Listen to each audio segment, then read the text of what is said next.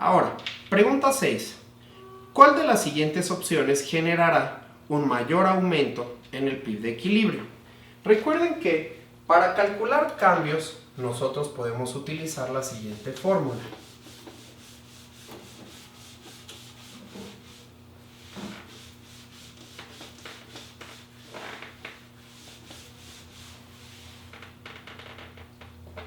Nosotros ya sabemos que el PIB es multiplicador por autónomos menos multiplicador por B2I, donde B2I es la sensibilidad de la inversión a cambios en la tasa de interés.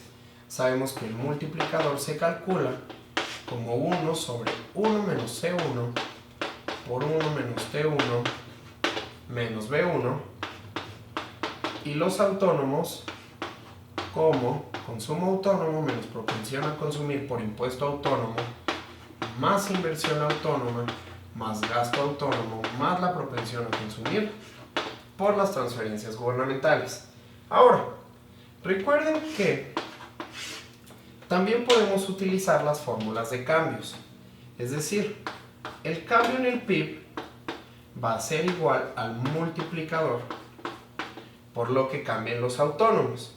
Y a su vez a los autónomos podemos agregarle un cambio a cada una de las variables. Es decir, el cambio en los autónomos se vería como el cambio en C0 menos C1 por el cambio en T0 más el cambio en B0 más el cambio en G0 más C1 por el cambio en las transferencias gubernamentales.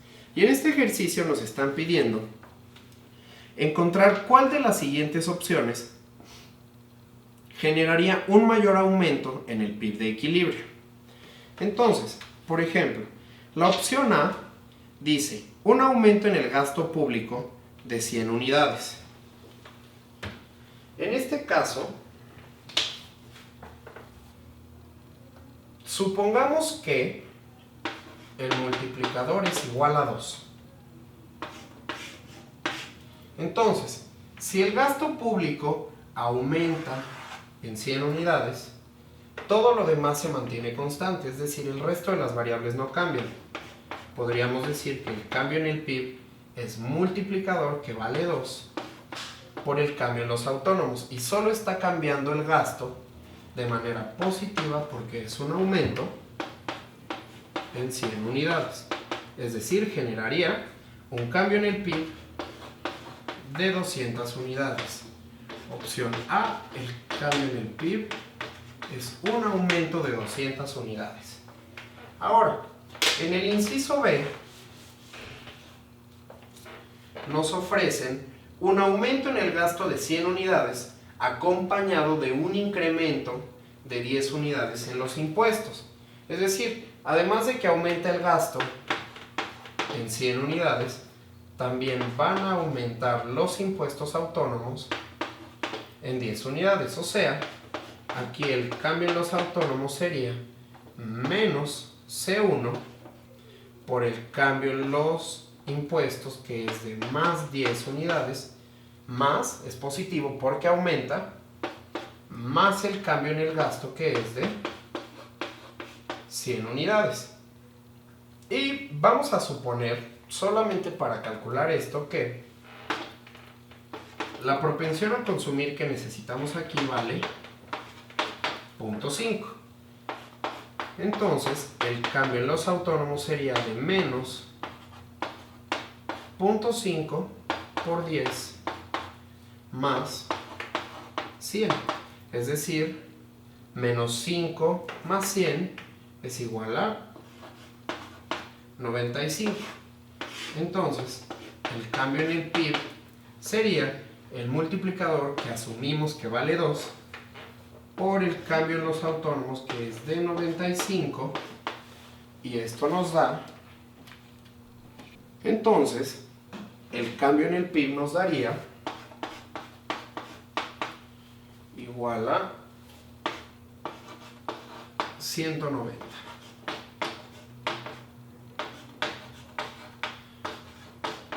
Eso con el inciso B. Ahora, Con el inciso C nos están pidiendo una reducción de 100 unidades en los impuestos.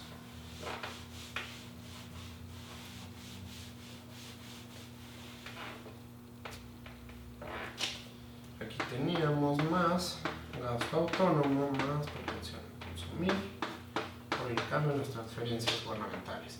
Entonces, si se reducen los impuestos en 100 unidades, ahora tendríamos que el cambio en los autónomos, todo se queda constante excepto los impuestos. Entonces el cambio sería menos C1, que dijimos que valía 0.5, por la reducción en impuestos, o sea, el cambio es negativo de 100 unidades. Esto nos va a dar un cambio en los autónomos de 50. Y si lo sustituimos, el cambio en el PIB sería el multiplicador, que vale 2, por el cambio en los autónomos, que vale más 50. Eso nos dice que la opción C genera un cambio en el PIB igual a 100. Vamos a ver qué pasa con el inciso D.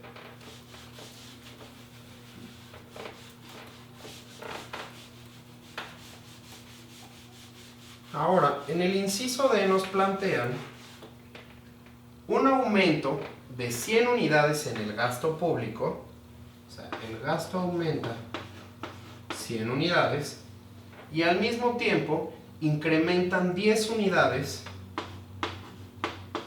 las transferencias gubernamentales.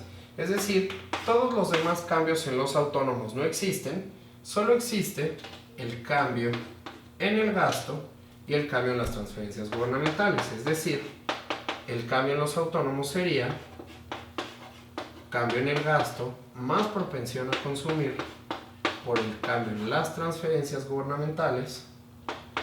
El gasto aumenta 100 unidades, o sea, más 100, la propensión a consumir vale 0.5 y las transferencias gubernamentales aumentan 10 unidades. Esto nos da un cambio en los autónomos de 100 más 5 de 105. Entonces, si el cambio en el PIB es multiplicador, que vale 2, por el cambio en los autónomos, que vale 105, podemos ver que esta opción genera un aumento en el PIB de 210 unidades. Entonces, si nos estaban preguntando cuál genera un mayor aumento en el PIB de equilibrio, podemos ver que la respuesta correcta es la D. Ojo, para responder a esta respuesta podrían usar el álgebra solamente observando cómo entran las variables a los autónomos. En este caso, el valor que le pusimos al multiplicador y a la propensión a consumir para realizar estos cálculos fue hipotético, pero ustedes podrían haber asignado cualquier valor que necesiten para realizar este tipo de análisis con números.